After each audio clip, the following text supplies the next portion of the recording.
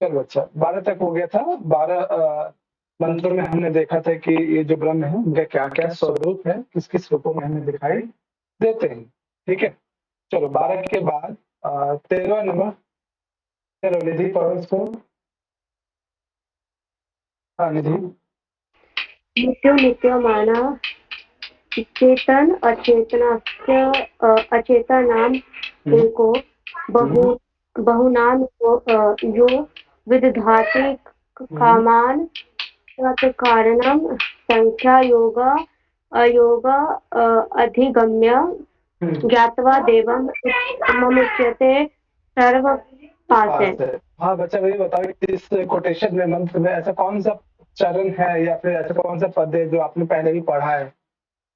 हाँ, कुछ ऐसा कोई मंत्र का कोई भाग जो आपने पहले भी किसी न किसी मंत्रों में देखा है? हाँ, बच्चा। ज्ञात्वा देवं उच्चतम ये वाला सर्वपासे वाले हाँ, थे। अच्छा। चलो निधि जो कह रही सही है या फिर कुछ अलग है? हाँ, बच्चा लोग। बोलो ये ज्ञात्वा देवं मुच्यते सर्वपास है, ये आपने देखा कहीं? हाँ जी भैया, ये देखा है पहले। देखा है ना? तो जी हाँ, भैया। बहुत अच्छा है। तो इसमें भी क्या है उस ब्रह्म या ईश्वर के स्वरूप का वर्णन है। ठीक है? नित्यो नित्यानाम, जो नित्यों में भी नित्य है। ठीक है? जो सब ये ठीक है? कठोपनिषद में आया है। हाँ, ये मंत्र का भाग जो आप कठोपनिषद में भी कई मंत्रों में आपने देखा होगा। ठीक है?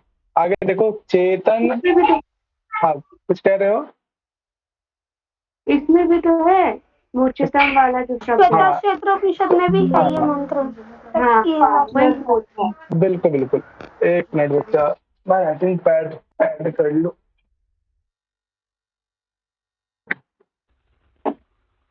हुँ। तो श्वेता उपनिषद में भी आपको ये मंत्र विशेष दिखेगा। ठीक है? और साथ ही साथ जो है आपको कठोपनिषद में भी दिखेगा ये मंत्र। ठीक है? रिकॉर्डिंग ऑन है। हाँ, बच्चा रिकॉर्डिंग ऑन है। चलो यहाँ पे चलो इसकी हिंदी करेंगे कोई? बहुत सिंपल है, कोई हार्ड इसमें है नहीं। हाँ, थोड़ा ट्राई करो। हाँ, करो, करो, करो, करो। सर यहाँ पे बोला गया है कि जो ब्रह्म है ना, ब्रह्म के बारे में बोला गया है हुँ, हुँ, कि ब्रह्म है नित्य नित्यानंग, वो नित्य में भी नित्य है। हुँ, चेतनश्च अचेतन, चेतन में भी चेतन है। एक हुँ, बहुनाम यो विदधाति कामन, वो मतलब बहुत बहुत है, हुँ, फिर भी एक है। उसके ब्रह्म से सब कुछ का उत्पन्न होता है, और हुँ, ब्रह्म को जिन्होंने देख लिया, हुँ। ज्ञात्वा देवम् उच्यते, वो समस्त बंधन से मुक्त हो जाता है। हाँ, चलो काफ़ी अच्छा आपने बताया। तो क्या है इसका भाव यहाँ पे देखिए ध्यान से। तो पहला इसमें जो चरण दिख रहा होगा आप लोगों को। एक मिनट। हाँ, ये जो पहला आप देख रहे हो नित्यो नित्यानाम, ठीक है? जो नित्यों में भी नित्य हो, ठीक है? चेतन चेतना नाम एकः, यानी ये दूसरा विशेषता है ब्रह्म का। तो ब्रह्म या जो ईश्वर है वो नित्यों में भी नित्य है, यानी ईश्वर क्या नित्य है। चेतनाओं जो जितने भी पदार्थ है चेतन, उन चेतन पदार्थों में भी सबसे मुख्य ये है। ठीक है? और ब्रह्म कैसा एक है, ये तीसरी विशेषता है। बहुनाम यो विदधाति कामान। ठीक है?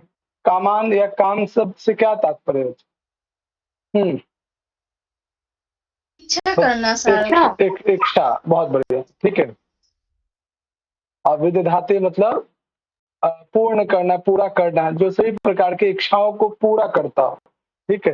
वो एकमात्र ब्रह्म या ईश्वर है जो सभी नित्य पदार्थों में सबसे श्रेष्ठ नित्य है। चेतन पदार्थों में समस्त जितने भी संसार में चेतन पदार्थ हैं, उन सबका एकमात्र जो है अधिष्ठाता देव जो है ये ईश्वर है, दूसरी विशेषता। और वो एक है और अनेक बहुनाम कामान, अनेक कामनाओं को क्या करता है? विदधाति, पूर्ण करता है या पूरा करता है, यानी सारे विशेष को जो है जो पूरा करता है वो ईश्वर है। तत्कारणम, देखो सांख्य योग, देखो इसमें आ गया सांख्य योग की बात। ठीक है? और तत्कारणम सांख्य योग्य अधिगम्य। अधिगम्य शब्द से क्या तात्पर्य है बच्चा? अधिगम्य शब्द से हाँ प्रवेश करने वाले। हाँ, अधिगम्य तो जानने अधिगम्य मतलब समझना, हाँ। समझना, जानना। यानी इनको, इस ईश्वर को जो है आप सांख्य और योग के माध्यम से भी इनको समझ सकते हैं, जान सकते हैं, इनके मूल कारण, ठीक है, मूल स्वरूप क्या है इनके, एक एक विषय वस्तु को जो है सांख्य योग के माध्यम से भी जाना जा सकता है, प्राप्त किया जा सकता है, ठीक है। ज्ञात्वा देवम उच्यते सर्वपासे।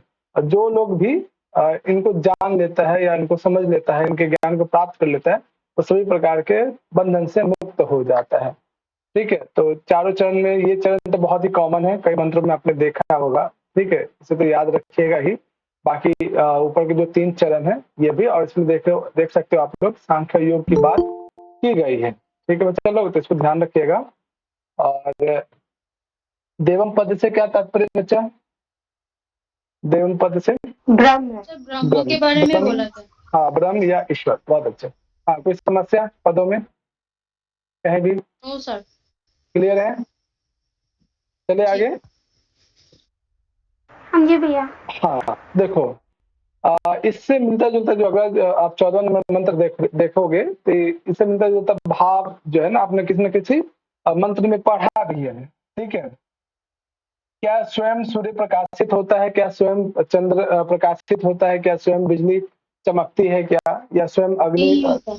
हाँ, तो इन सबको सामर्थ्य कौन प्रदान करता है, इसी के विषय में जो है इस कोटेशन में प्रयोग किया गया है। तो बच्चा लोग बताओ कि इससे संबंधित आपने कहीं पढ़ा है क्या? हाँ जी सर। कहाँ जी पढ़ा? सर। कठोपनिषद। हाँ, बहुत सुंदर। कठोपनिषद भी पढ़ा। कठोपनिषद। एक उपनिषद को अच्छे से पढ़ोगे तो तुलनात्मक दृष्टिकोण से भी ध्यान रखना है कि इससे मिलता जुलता भाव कहाँ पे हमने पढ़ा, ठीक है। चलो कौन पढ़ेंगे? ऐसी ही कोटेशन श्रीमद् भगवद गीता के पुरुषोत्तम योग में भी आएगी। बिल्कुल, बहुत ऐसी ही एक कोटेशन श्रीमद् भगवद गीता के पुरुषोत्तम योग में भी आएगी। पढ़ो विशाल इसको। हाँ विशाल पढ़ो इसको। भैया पढ़ूं? ठीक है। पढ़ो। ना तत् सूर्यो भाति ना चंद्र तारकम नेमा विद्युतो भांति कुतोयम अग्निः तमेव भांत मनुभाति सर्वं तस्य भासा सर्वमिदं विभाति। चलो तो विशाल करो इसको। इसकी हिंदी करनी है? हाँ भैया यहाँ ना ये जो मतलब ईश्वर का जो परम धाम है, मतलब कि जो ये जो मोक्ष की अवस्था है, यहाँ पर क्या कहते हैं, ईश्वर के सानिध्य से जीवात्मा आनंद का भोग करता है। कुछ कह हाँ, उसकी बात कर रही है कि उस जगह पे ना रिकॉर्डिंग पे है सर, रिकॉर्डिंग। हाँ रिकॉर्डिंग पे है, धन्यवाद प्रभाव। हाँ बोलो विशाल। तो वो जो जगह है ईश्वर का जिसे हम परमधाम कहते हैं, वहां ना जो है वहां ना सूर्य प्रकाशित होता है, क्योंकि उसका अपना ही प्रकाश उसके लिए प्रकाशित करने के लिए बहुत है। वहां ना चंद्रमा प्रकाशित, उसे न चंद्रमा प्रकाशित करते हैं, न तारे प्रकाशित करते हैं, न विद्युत बिजली प्रकाशित करती है, और ना ही उसको अग्नि प्रकाशित करती है। यानी कि तात्पर्य यह है कि ईश्वर जो है, ईश्वर और इन सब ये जो चीजें हैं, इनमें क्या है, व्याप्य और व्यापक भाव है। ईश्वर इन सभी में व्यापक है, इसलिए ईश्वर यदि इन सभी में व्यापक है, इसलिए ईश्वर को ये जो है प्रकाशित नहीं कर सकते। ईश्वर में स्वयं इतना प्रकाश है कि ईश्वर इन्हें प्रकाशित कर देगा, और ईश्वर को ये प्रकाशित नहीं कर सकते। ये बिल्कुल वैसा है कि सूर्य दीपक को तो प्रकाशित कर सकता है, लेकिन दीपक सूर्य को प्रकाशित नहीं कर सकता, ठीक है।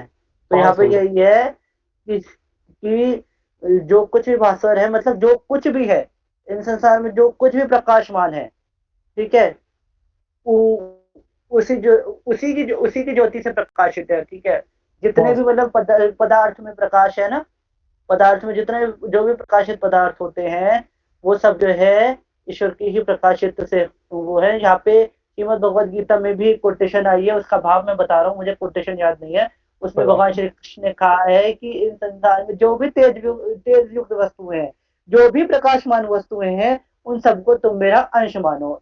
इस पूरे संसार को मैं केवल अपने एक अंगुल मात्र से स्थित करके वो प्रकाशित करके खड़ा हुआ हूँ। बहुत सुंदर। ठीक है, बस वही तो बच्चा लोग यही यहाँ भाव है। बहुत सुंदर। यहाँ पे जो तस्य पद है कि सर्वम तस्य भाषा सर्व इदम विभाति, जो कुछ भी आप संसार में प्रकाशित या प्रकाशवान वस्तु देखते हैं, ये सब उनसे ही जो है प्रकाशवान है। तो तस्य पद किसके लिए प्रयोग किया गया यहाँ पे? ब्रह्म के लिए, ब्रह्म के लिए, ईश्वर के के लिए। बहुत लिए। सुंदर। ठीक है, तो ध्यान रखिएगा। और इसी साथ जो है तम एव, ठीक है, ये तम जो है किसके लिए प्रयोग है? तम एव भांतम अनुभाति। हाँ, तमेव यानी कि तमेव, भैया यहाँ पे तमेव होना चाहिए, तमेव होना चाहिए। तम प्लस ईव होना चाहिए, ईव, उसी की ज्योति से, इव एव एव एव ही अर्थ में, उनसे ही। जी, जी। हाँ, उससे ही, हाँ, उससे उससे ही। ही ऐसा हाँ, है। उससे ही भांतम अनुभाति, उससे से सब चीज प्रकाशित है। चलो, तो बच्चा लोग ध्यान रखना, ये जो चारों चरण है इनसे मिलता जुलता आपने पढ़ा होगा कठोपनिषद में। तस्य किसके लिए? हाँ, तस्य ब्रह्म के लिए, ईश्वर के लिए। तस्य यानी उसकी हिंदी आप उनसे ही सभी चीज जो है प्रकाशित है। चलो, आपकी समस्या इस मंत्र विशेष में? भाई 5वां अध्याय चल रहा है या 6ठा अध्याय चल रहा है? ये अंतिम अध्याय, 5वां अध्याय तो कंप्लीट हो गया, बहुत ही छोटा था, 13 मंत्र थे उसमें, तो एक ही दिन में हो गया था। अच्छा, हाँ बच्चा, ठीक है, बाकी देख तो- लेना। आज मैंने सारे वीडियोस अपलोड पे लगा दिए, मुझे लगता है 1 घंटे में अपलोड भी हो जाएगा। ठीक है, चलो बच्चा, कोई समस्या है इस मंत्र विशेष में? आगे चले? नहीं भैया, चलो बच्चा। जी भैया। हाँ, इस मंत्र को संदीप जी पढ़िए इसको। हाँ सर। पढ़िए। एको हंस भुवनस्य मध्ये स एव अग्नि सलिले सन्निविष्टः तमेव विदित्वा अति मृत्युमेति नान्यः पंथा विद्यते अयनाय। चलो बच्चे, इसमें ऐसा क्या क्या मंत्र का जो चरण है, कौन कौन से मंत्रों के जो चरण है जो आपने पहले भी पढ़ा है किसी न किसी कोटेशंस में, और ऐसा कौन सा भाई पद ये जो है ना, ये नान्यः पंथा विद्यते है ना, ये आया है आपको ईशोपनिषद में। हाँ, ये एक को हंसा वाला भी तो आया है। हंस गया है। हंस भी आया है। हाँ, बोलो बोलो, ये हंस पद कहाँ है ये बताओ? इसी उपनिषद में आया है। इसी उपनिषद में आया है। उपनिषद में। हाँ, उपनिषद में है। Very good. तो शुरुआत में जो हंस पद है किस अर्थ में प्रयोग किया गया था? जीवात्मा। जीवात्मा, बहुत सुंदर। आत्मा के लिए। परमात्मा के लिए सर। परमात्मा, बहुत अच्छा। देखो यहाँ पे क्या कहा जा रहा है इसमें, चारों चरण इंपॉर्टेंट है, ध्यान से देखिएगा इसमें। देखो, एक हंस भुवन से अस्य, भुवन सबसे क्या तात्पर्य? विश्व ब्रह्मांड। जगत। काली तो हम लोग के ये किया ना भुवन शब्द। भुवन का मतलब ब्रह्मांड, पूरी सृष्टि, ठीक है, संपूर्ण विश्व। ठीक है, एक ही हंस, हंस जो है इसके लिए प्रयोग किया जा रहा है यहाँ पे, जो आत्म तत्व है जिसके विषय में आपको जानना है। ठीक है, एक ही हंस अर्थात एक ही आत्म सत्ता जो है भुवन से इस ब्रह्मांड में स्थित है। ठीक है, एक वास्तविक स्वरूप जो है संसार में एक ही है। संसार के मध्य में जो एक आत्म सत्ता है, सह एव अग्नि, वह अग्नि स्वरूप वाला है। सह पद किसके लिए प्रयोग किया गया बच्चे यहाँ पे? सह, ब्रह्म के लिए, ईश्वर के लिए, परमात्मा। सह एव अग्नि, वो क्या है? अग्नि के स्वरूप या अग्नि के समान स्वरूप वाला है। सलीले समनिविष्ट, सलील पद से क्या तात्पर्य बच्चा?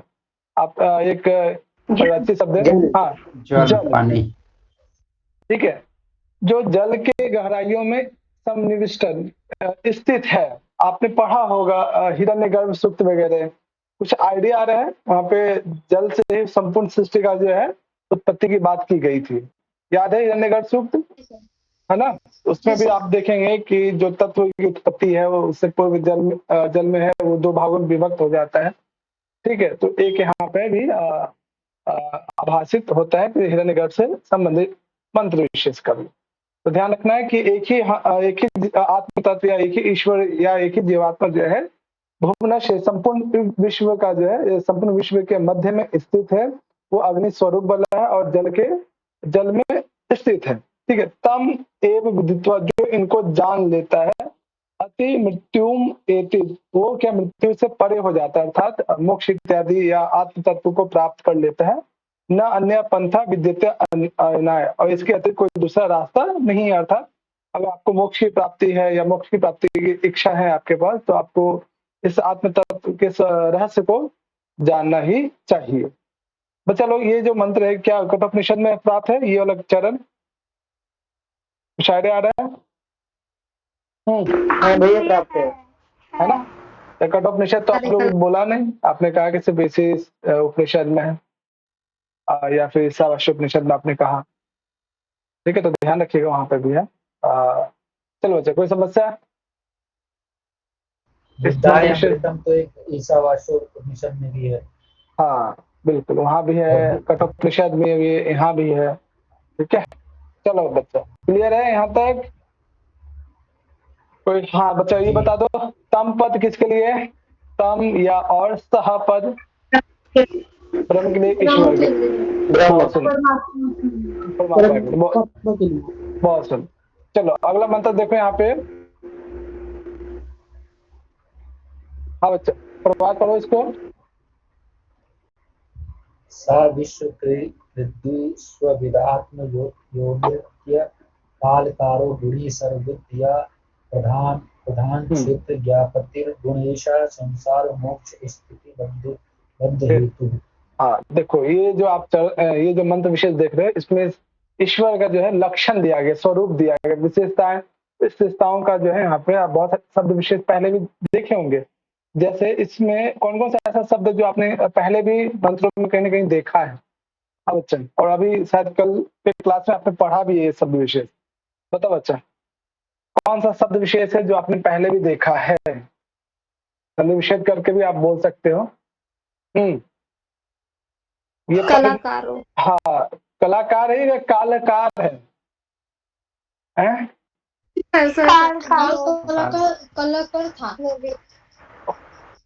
ठीक है, काल जो सभी प्रकार के कालों को जानता हो, ठीक है, या उनके बनाने वाले। ठीक है, ये पद देखा होगा। ठीक है, दूसरा ज्या, ये पद भी देखा है, याद आ रहा है? उसका मतलब गुणी भी देखा होगा, है ना? चलो बच्चे, इसमें पहला जो शब्द है सह, ईश्वर के लिए प्रयोग किया जा रहा है। सह विश्वकृति, ठीक है, जो संसार को बनाने वाले, इनको विश्वकृति या सर्वसृष्टा या ठीक है या विश्व सृष्टा भी कहा जाता है। तो पहला विशेषण है विश्वकृति, संसार की रचना करने वाले। ठीक है, विश्वविद। ठीक है, आपने क्या हो गया राइटिंग पैड को? नया राइटिंग पैड में ना हाथ बैठा नहीं है, वो वाला तो बिल्कुल मस्त था, तो उसमें बहुत अच्छे से लिखा जाता था। चलो कोई नहीं, कोशिश करेंगे, हो जाएगा एक दो दिन। तो दूसरा शब्द है विश्वविद। विश्वविद का मतलब क्या होता है बच्चा? परमेश्वर सर, विश्वकर्ता। विश्वविद, जैसे आपने शिक्षाविद पढ़ा होगा। ठीक है, शिक्षाविद या फिर विश्वविद क्या होता है? विश्व को जानने वाला। ठीक है, सभी प्रकार के पदार्थों को जो जानता हो उसको विश्वविद कहते हैं। पहला विशेषण शब्द है विश्वकृति, संसार की रचना करने वाले, यानी जो ईश्वर है संसार की रचना करने वाले, पहला विशेषण। दूसरा है कि विश्वविद, वो क्या है? सभी संसार के पदार्थों को जान, हाँ सर्वज्ञ या सर्वज्ञ। हाँ सर्वज्ञ, बहुत अच्छे। आत्म योनि ही, और जो क्या है? सभी प्रकार के पदार्थों को उत्पन्न करते हो या उनका सबका कारण हो। ठीक है, या आत्मा को प्रकट करने वाले, आत्म योनि। ठीक है, अनेक प्रकार के जीवों को उत्पन्न करने वाले। ज्या पद से क्या तात्पर्य बच्चा? ज्या पद किसके लिए? हमके लिए जानने वाला। जानने वाला, जानने वाला क्या? कालकारो हो, यानी सभी प्रकार के समय को, काल को बनाने वाले, यानी भूत भविष्य वर्तमान इन सबको जो जानता हो, ऐसा जो गुणी। ठीक है, सर्वविद यह, जो सभी प्रकार के पदार्थों को सर्वज्ञ हो। ठीक है, सभी वस्तुओं को जानता हो, विश्व की रचना करने वाले, ऐसे जो है ईश्वर है। जस्ट नीचे देखोगे, प्रधान क्षेत्रज्ञ पति गुणेश, इसमें क्या क्या शब्द ऐसा है? और दूसरा इसमें संसार मोक्ष स्थिति बंधन हेतु। ये किसके विषय में कहा जाएगा कि जो संसार और मोक्ष और स्थिति तथा बंधन के जो हेतु हैं, जिनसे व्यक्ति विशेष संसार में बार बार जो है क्या जन्म लेता है, जिनके कारण ही मोक्ष की प्राप्ति होती है, जिनके कारण ही स्थिति होती है, संसार की स्थिति होती है, और साथ ही जिनके कारण अनेक प्रकार के बंधनों में कोई व्यक्ति विशेष फंसता है। इसका मुख्य कारण कौन है? हाँ बच्चा, ये किसके विषय में कहा जा रहा है? बोलो बच्चा। ये परमात्मा ईश्वर का विषय है। परमात्मा, ठीक है। परमात्मा के मायावी शक्तियों के कारण आप संसार में बार बार जो है जन्म लेते हैं। जब आत्म साक्षात्कार हो जाता है तो आपको मोक्ष की प्राप्ति हो जाती है। जन्म होता है तो फिर आप स्थिति, आपने देखा भी होगा ब्रह्म सूत्र में कि जन्माद्यस्य यतः, जो जन्म उत्पत्ति स्थिति और प्रलय का जो कारण है, ठीक है, और बंधन का जो हेतु, ये सब कौन है? परमात्मा है। और साथ ही साथ प्रधान क्षेत्रज्ञ, ठीक है, जो प्रधान क्षेत्रज्ञ पति शब्द से क्या तात्पर्य बच्चा? स्वामी। हाँ, जो प्रधान शब्द से क्या तात्पर्य बच्चा? प्रधान क्षेत्रज्ञ, जो विश्व ब्रह्मांडों का स्वामी, प्रकृति और प्रधान मतलब विश्व। हाँ, प्रकृति और जीवात्मा का जो स्वामी है, ठीक है, और गुणेश, जो गुण का स्वामी हो, ठीक है।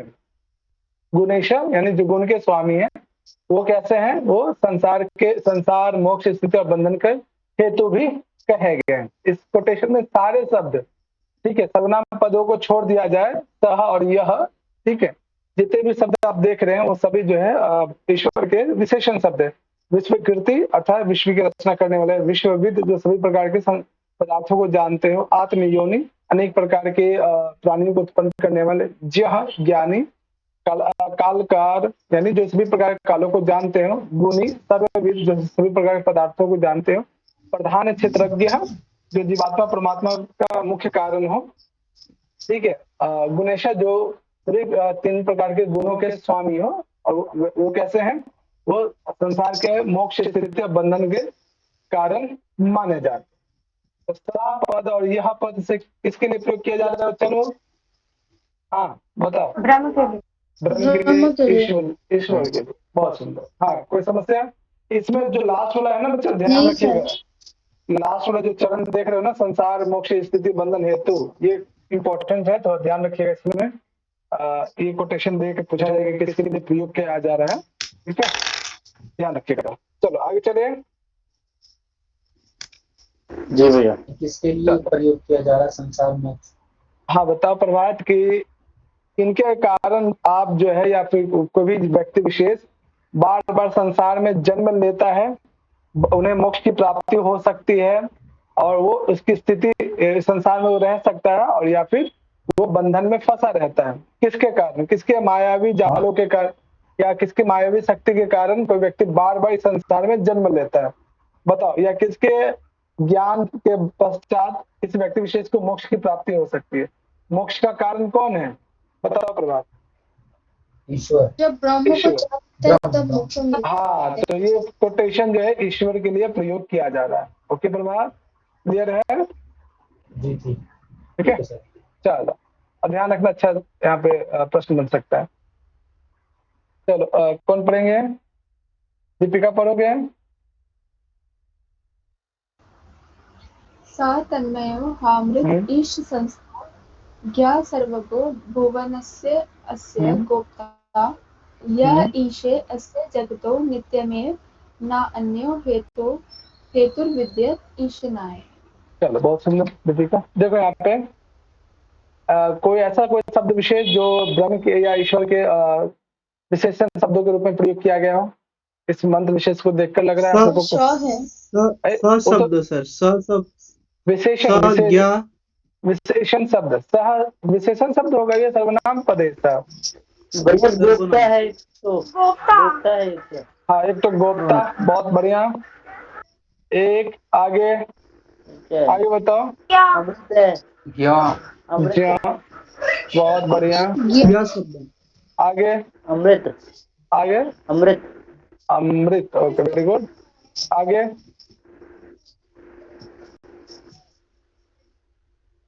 तो छूट रहा है बच्चा। सर्वगो सर्वगो। सर्वगो, बहुत बढ़िया। तन्मय नहीं है? तन्मय सर, तन्मय। तन्मय, ये तन्मय पद आपने कहा किसी सूक्त विशेष में प्रयोग है क्या? किसी को याद? अभी तो मैंने पढ़ाया नहीं है, लेकिन कुछ आइडिया? संकल्प सूत्र में तन्मय मना शिव शंकर। हाँ, तन्मय मना शिव संकल्प सूत्र, बहुत बढ़िया। चलो अच्छा, देखो यहाँ पे क्या क्या दिख रहा है। ईश संस्थो, ये भी एक विशेषण है, ठीक है। तो जितने भी पद देख रहे ऊपर में, ठीक है, वो सब एक प्रकार के विशेषण ही शब्द है। देखो सह तन्मय, वो क्या है? तन्मय। तन्मय शब्द से क्या तात्पर्य बच्चा? हाँ बोलो, तन्मय शब्द से क्या तात्पर्य है?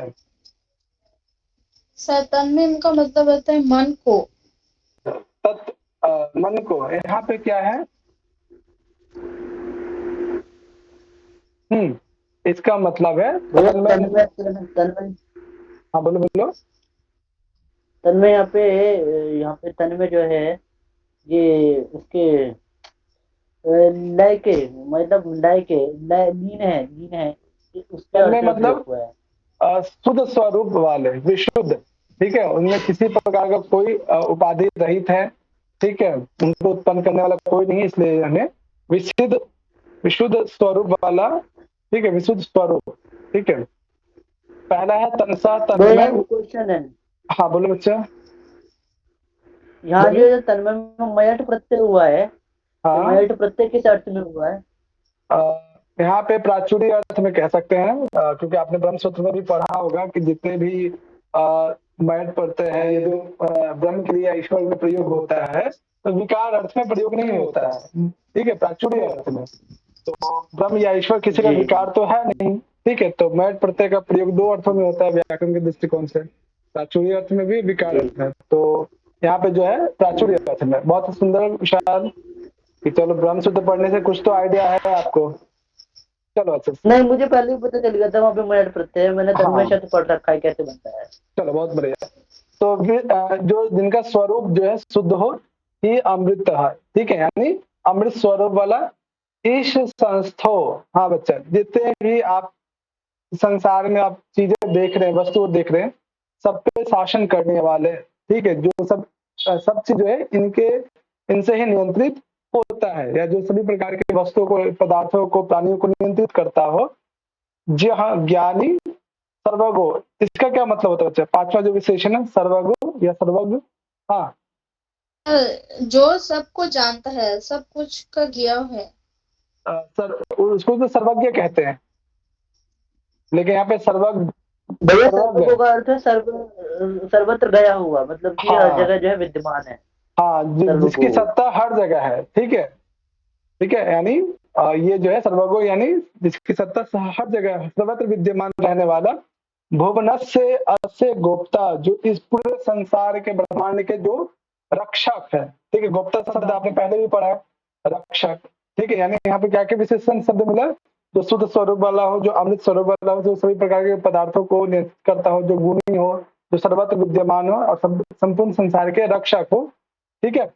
हाँ, क्लियर है बच्चों ऊपर सारे विशेषण सब? कोई समस्या इन विशेषण शब्दों में? जी सर।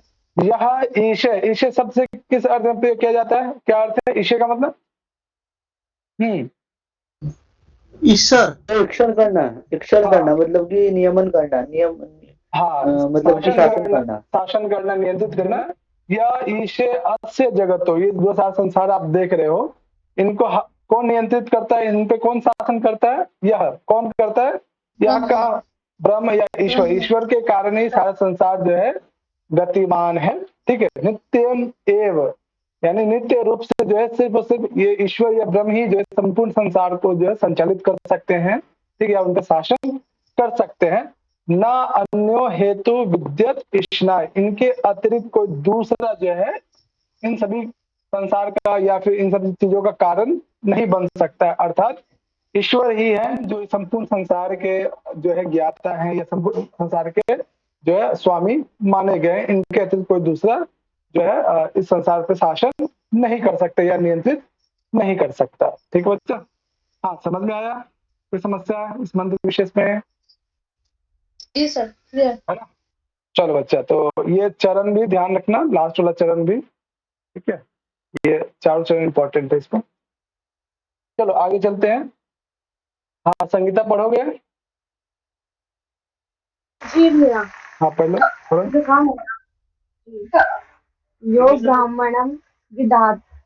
ब्राह्मणं विदधाति पूर्वं यो वेदाश्च प्रहिणोति तस्मै सः देवम् आत्मबुद्धि प्रकाशं मुमुक्षु वै शरणं माह प्रपद्ये। बहुत सुंदर। चलो चलो ये बताओ, मुमुक्षु ये पद आपने कहाँ देखा है? तो यहाँ पे एक पद है मुमुक्षु, वेदांत सार में। वेदांत सार। तो वेदांत सार में किसका विषय वस्तु है? मुक्ति का ये इच्छा। अधिकारी के मुक्ति का इच्छा मुमुक्षु ये ना क्या कहते हैं, हाँ। अधिकारी के अंतर्गत आएगा साधन चतुष्टय में।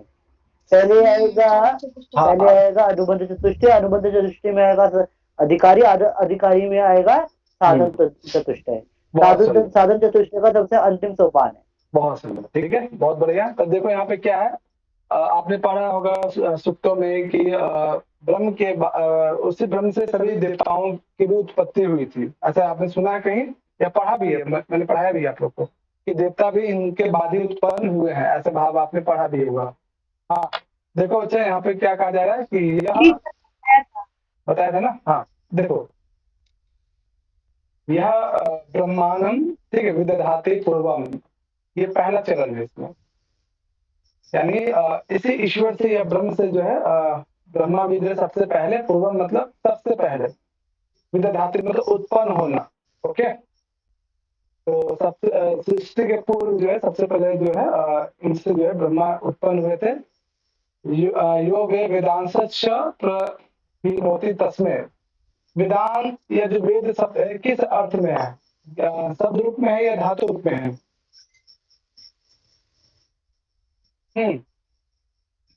वेद शब्द रूप में, शब्द रूप यानी क्या हो जाएगा, ग्रंथ रूप में यहाँ पे प्रयोग किया गया है, ठीक है। और उनसे ही चार प्रकार के जो वेद है वो उत्पन्न, या फिर अपने मनुस्मृति में भी देखेंगे कैसे वेदों की उत्पत्ति हुई है। तो वेदों की भी उत्पत्ति जो है इनसे ही, अर्थात ईश्वर से ही उत्पन्न हुआ है। सः देवम आत्मबुद्धि प्रकाशम मुमुक्षु वे शरणम अहम प्रपद्ये। चलो ये भी देखो यहाँ पे, देवम पद से क्या तात्पर्य है? देवता। हाँ, और बुद्धि का मतलब यहाँ पे क्या है?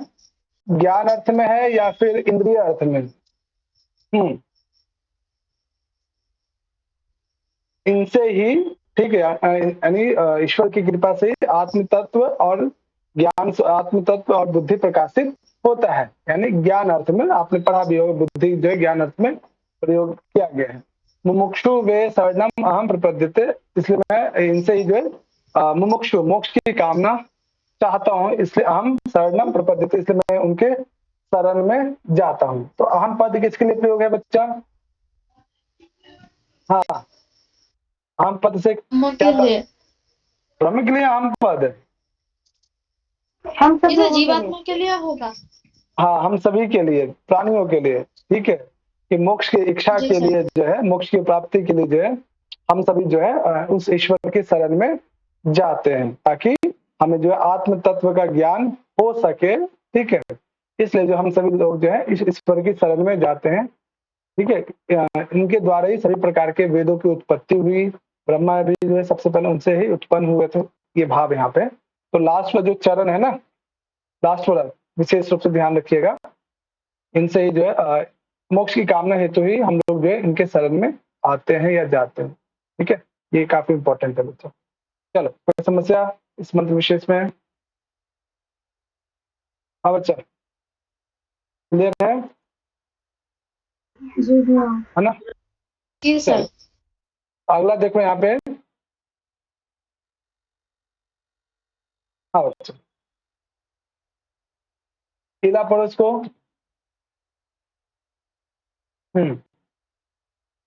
निष्कलम निष्क्रिय शांतम निर्वध्यम निरंजनम अमृतस्य परम सेतुम दग्धेन नंदन मी वा नलम। हाँ देखो यहाँ पे ध्यान से देखना है आपको। इसमें जितने भी शब्द आप देख रहे हैं ना ऊपर वाला, वो सब जो है ईश्वर या ब्रह्म के विशेषण शब्द है। निष्कलम, निष्कलम क्या अर्थ है बच्चे इसका? किसी भी प्रकार कोई की कला परीक्षा नहीं है सर। तो जिसके पास कोई कला नहीं है, जिसके पास निष्कलम। कला नहीं, ठीक है। ये बताओ, ये हर प्रकार की कला, हर प्रकार की जो है कलुषिता से मुक्त। चलो इसको कोई हिंदी करेगा। बस। निष्कलम, निष्क्रिय, शांतम, निर्वध्यम, निरंजनम। हाँ चलो देखो यहाँ पे निष्क्रिय शब्द किसके लिए उपयोग किया जा रहा है? ईश्वर के लिए। तो बताओ कि ईश्वर निष्क्रिय कैसे है? सर ये सब हाँ। विशेषण है ना। हाँ है। हाँ बच्चे बताओ, अब जो ब्रह्म है ये ईश्वर है, निष्क्रिय कैसे?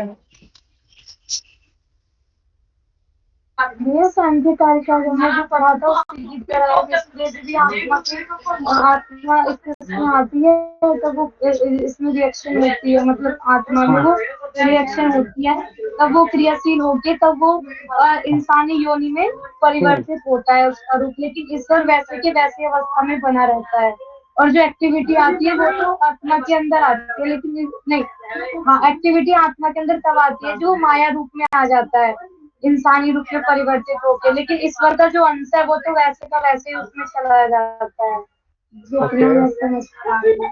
Okay okay. कोई और बच्चा बताएंगे जो संगीता ने बताया उसके अतिरिक्त? बोलो अच्छा। चलो यहाँ देखो,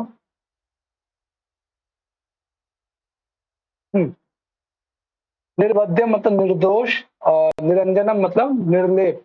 ये निर्लेप का मतलब क्या होता है?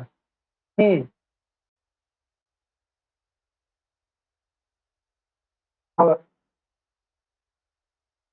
इसको नहीं पता आईडी। सर मुझे।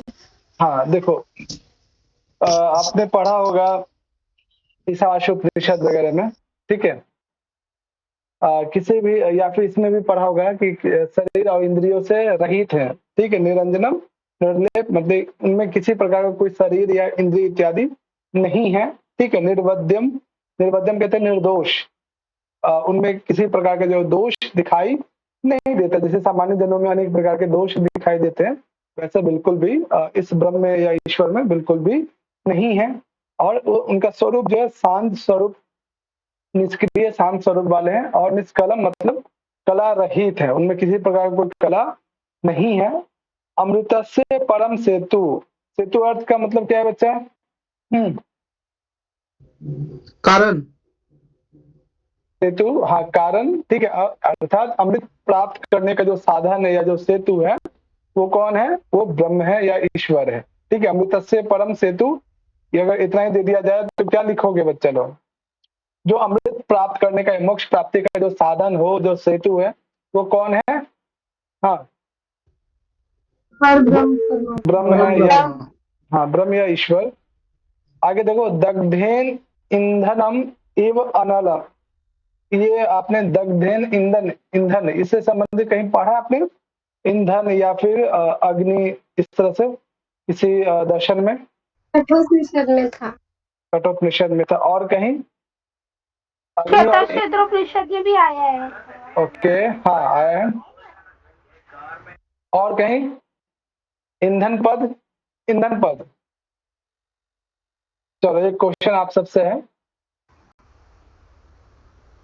आद्र ईंधन संयोग इति किम किम? अब चलो बताओ, आद्र ईंधन संयोग, आद्र ईंधन संयोग इति, गीली लकड़ी का अग्नि, किसका डेफिनेशन है ये? आद्र ईंधन संयोग। और आपने पढ़ा है, और काफी लंबा वो दर्शन हम लोगों ने पढ़ा है, मतलब तीन दर्शन का कॉम्बिनेशन था। हाँ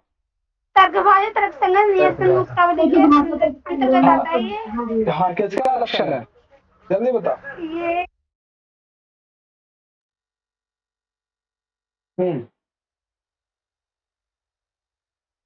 धूम का नहीं, धूम धूम का लक्षण ये है, हैं? मैं भूल गई। ये व्याप्ति के अंतर्गत है किसी में, याद नहीं आ रहा। चलो, ये उपाधि का लक्षण है। जब आप उसमें पढ़ते हैं ना, तत्व असिद्ध नामक हेतुभास, तो उसमें उपाधि का लक्षण दिया गया था ना। उपाधि किसको कहेंगे? उपाधि किसी न किसी, ठीक है, तो ये उपाधि का लक्षण है, भूल गए।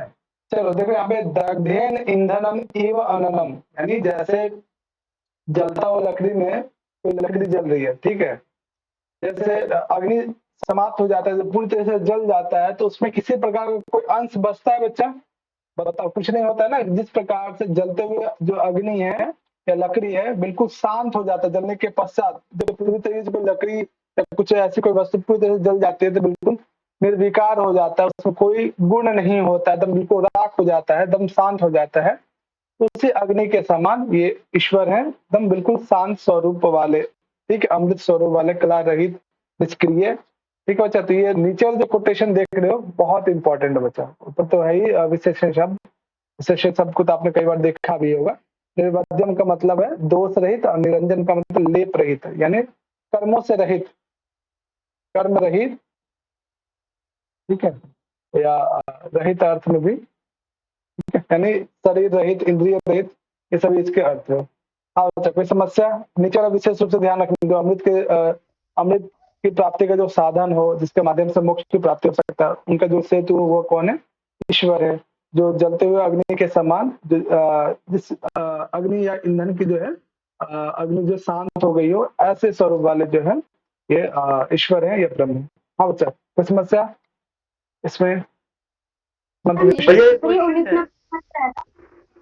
बच्चा, बोलो बोलो बोलो। ये मंत्र 19 नंबर है ना, तो 18 तो हमने देखा तो ऊपर ही। अच्छा अच्छा, हाँ हाँ 19 नंबर। हाँ विशाल, कुछ कह रहे हो आप?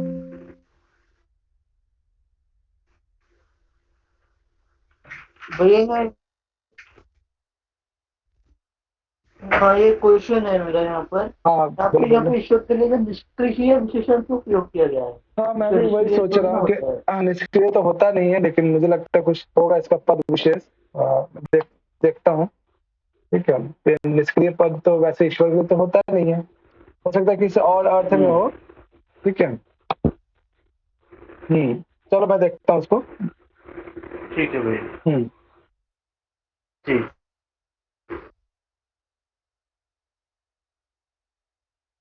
हाँ देखो अच्छा, इसको मैं देखूंगा कि निष्क्रिय पद यहाँ पे कहीं निर्गुण के अर्थ में तो प्रयोग नहीं है।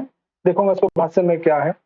सामान्य हिंदी तो निष्क्रिय पद तो ब्रह्म के लिए प्रयोग किया नहीं जाता है, वे भी हो सकता है वो निर्गुण के लिए प्रयोग हो सकता हुआ, ठीक है। मैं देखूंगा इसको, उम्मीद है कि निर्गुण के लिए निष्क्रिय पद का इस फॉर्म में प्रयोग किया गया हो। चलो बच्चों देखो यहाँ पे, यहाँ तक क्लियर है बच्चा? चले आगे, है ना। अगला देखो यहाँ पे 21 नंबर मंत्र है।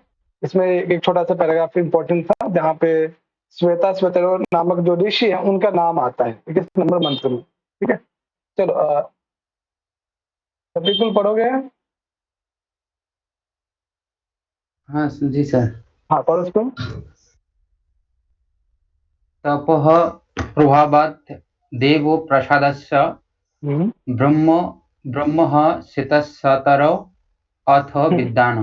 हाँ देखो यहाँ पे सर बीच छोड़ देना है। हाँ बीच छोड़ देना, उसमें कुछ खास था नहीं, ठीक है। देखो श्वेता श्वेतरो नामक जो ऋषि है, श्वेता नामक जो ऋषि है, ठीक है, उन्होंने ब्रह्म संबंधी जो ज्ञान है या ब्रह्म के विषय में कैसे जाना, किसके माध्यम से जाना? तपा प्रभावात देव प्रसादात च, ठीक है। तप के प्रभाव से उन्होंने घोर तपस्या किया था, ठीक है। और साथ ही साथ देव प्रसादात, प्रसाद शब्द का क्या अर्थ है? देव प्रसादात, या फिर प्रसाद का क्या अर्थ बच्चा?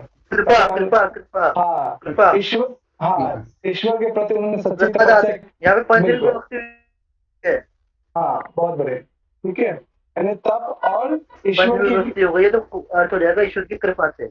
हाँ बिल्कुल, बहुत अच्छे, ठीक है। तो तप के प्रभाव से और ईश्वर की कृपा से श्वेताश्वतर नामक जो ऋषि हैं उन्होंने जो है ब्रह्म संबंधी विषयों को जाना या ब्रह्म को प्राप्त किया या आत्म साक्षात ब्रह्म से उनका हुआ। ठीक है, इसमें ये पद जो है ऋषि के लिए प्रयोग है, यानी ऋषि का नाम यहाँ पे जो श्वेताश्वतर उपनिषद के जो प्रवर्तक है या फिर जो रचनाकार है, ठीक है, मंत्र दृष्टा जो ऋषि है वे श्वेताश्वतर नामक ऋषि।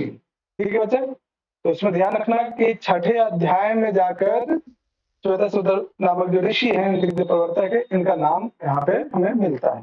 ठीक है, तो छठे अध्याय में श्वेताश्वतर नामक ऋषि है, इनका वर्णन भी आता है। जैसे कपिल मुनि का वर्णन किस अध्याय में आता है, बोलो बच्चे? कपिल मुनि का वर्णन सर पंचम कपिल मुनि जो है आपने पढ़ा होगा पहले पंचम अध्याय में, वहां पे कपिल मुनि का नाम भी आता है। उसी प्रकार से जो ऋषि हैं उनका नाम छठे अध्याय में। चलो अच्छा, क्लियर है? किस कोई समस्या? चलो आगे, सर। चलो 22वां पढ़ो यहाँ पे फंडामेंटल वर्ड्स को।